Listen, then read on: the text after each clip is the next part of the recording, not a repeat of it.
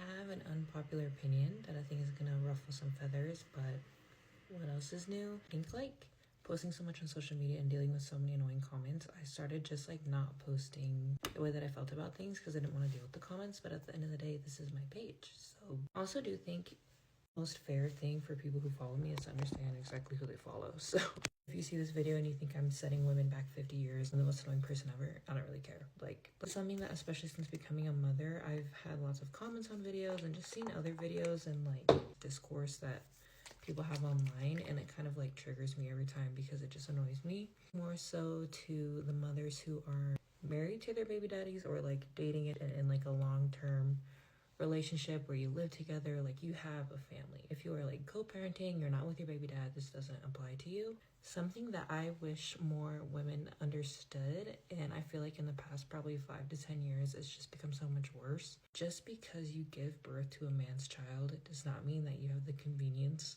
and the luxury of not showing up for him as a partner anymore. Just because you birth that man's child does not mean that there's not things sometimes that you can do to serve him. Like, and I'm not saying this in like a wait around and like give a man every single thing that he wants every hour of the day. I'm not saying that. But I'm gonna give you an example because I'm not as anti-feminist as this is gonna sound. I actually am an extreme feminist, but I got a comment on one of my videos the other day because my anniversary was yesterday. Me and my husband have been married for a year. I was shopping and I mean, no hate to the lady who commented this, but like this is kind of what set me off because I've gotten comments like this before. Said, I don't know what to get my husband for our anniversary. And so I was kind of like basically asking for people's suggestions. Like, shopping for a man is hard anyway.